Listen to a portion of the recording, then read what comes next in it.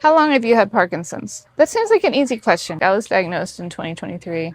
The fact of the matter is that our diagnosis date really doesn't have anything to do with anything. I was on a call Monday with some Parkinson's researchers and a patient scientist with Parkinson's. And we were talking about these different factors that we look at when we look at things like dyskinesia, medication efficacy, different things that may help with Parkinson's.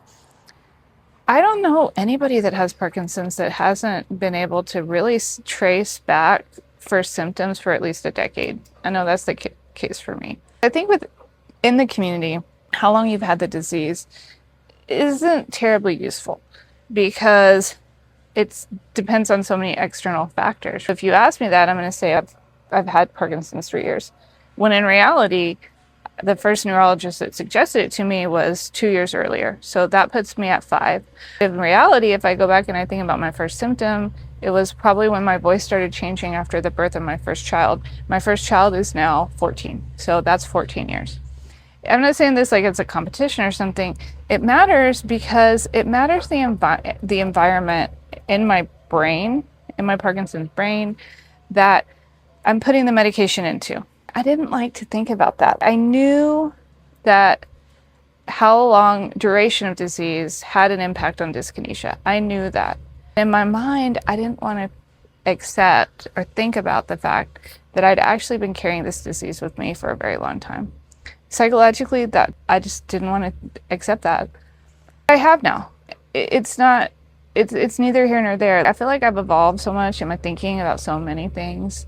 The possibility that I have had some sort of genetic something going on, not reflected in testing, because genetics are the blueprints of biology.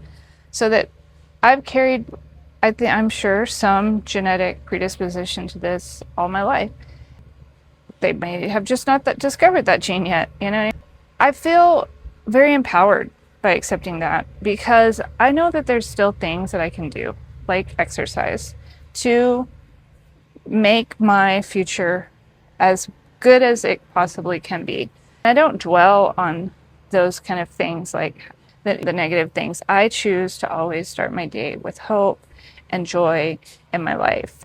That's always going to benefit everyone. I just want everybody to know, like, no matter where you are on your journey, where you are on your acceptance, where you are on your grief, like, it's okay.